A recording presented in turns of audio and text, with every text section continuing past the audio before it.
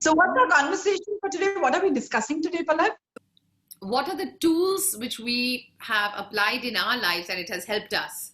How do we get on with things when we face challenging situations? Because that's the only thing we know for sure is working for us. Rest, everything is an assumption until we try it. And you were talking about the saying, this shall also pass. Since childhood, both of us have always said, you must have heard it, Ritu, from her very often, that this shall also pass. So whenever I'm in a challenging or a stressful situation, I always remember, okay, this is just temporary. This shall also pass. It's okay. We have to go to the fact now that the earth is constantly moving. All the planets are constantly moving. And again, as we wrote in the book, every step that we take in this earth, we land into a new space. Because by the time you take the other foot and move forward, the earth has already moved itself. Maybe not the same place, but it is a new space. Supposing I put my hand here and I remove it, now when I go back to put my hand here, it's the same place, but the earth has already shifted. So has the air, the entire space is new. So if we actually pay attention to that and realize that now at this moment I am going through this, but the situation that I'm in is moving, it won't remain the same, then maybe we can somehow have the power to move ahead with it and look for something else or something new. Like we use that saying, what else is possible? There is something else existing that I can't see now. Definitely something new is possible because everything moves.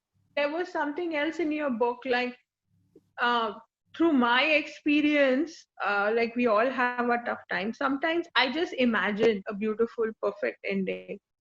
It's a kind of what else is possible. It's like a fantasy of that problem. And I make it something which is not so heavy. Over time, I imagine things work out. Then I feel better. And then I continue. You do accept that this is going on. You accept the reality. But you go, you know what? I still have the tool of imagination that can actually temporarily take me out of the reality and maybe help me create something else in our mind that we can maybe even visualize and then maybe feel a little better. You feel better, then you do better. Nah? If you're already in that sinking mode and you're going further, you have to stop in that feeling, that sinking, so that you'll pull yourself together. So how do you pull yourself together? You have to grasp the mind. Don't let it run you. You run it. Positive affirmations help in this way to run your mind instead of allowing it to control you. You control your mind. They override what the mind is trying to tell you, if it's trying to instill fear and worry into you. You can even ask this question when you're feeling low and down. How is this serving me? And I guess then you realize, wait a minute, this is really not helping me. It's making me feel more miserable, more bad. So I have to use another tool that will help me come out of this situation. Okay, there's another thing. Like what I want to do is the best, so that I feel I have done my best. I cannot do more than this and just surrender. But for that, you have to do your best. So if you are feeling low, you do not do your best. That's the way I get up and I say, okay, already I'm feeling low. If I don't do anything, I will feel miserable later, like a regret. So I might as well put in the effort. So at least I can say I have put in my maximum. It may help to move on.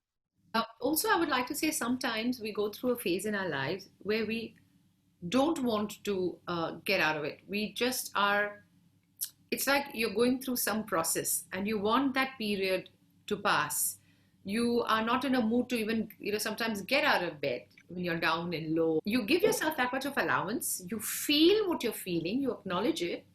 But then there comes a time when something inside you tells you, oh, I wish I could end this. No more. I don't want to take this anymore. I've got to do something. So when that calling from within comes, I guess then the tools become more effective in the sense that, like Pooja, that we have that chapter in our book, switch the off button in your head. So it's like saying, you know what? I've had it. It's enough. Now what can I do? So how do you switch off the off button? By doing things that you like. Small, small steps. If somebody is fond of cooking, they go and cook. If somebody is fond of going out for a drive by the beach, they do. Somebody just wants to chat with a friend who makes her feel happy, they do. Somebody wants to paint or do creative stuff, right? A sort of a distraction from the norm. These things help. So you use another side of the brain. So like maybe that helps you. You start using some other skill and then something else happens. Some other chemicals are released. So that leads to maybe something else.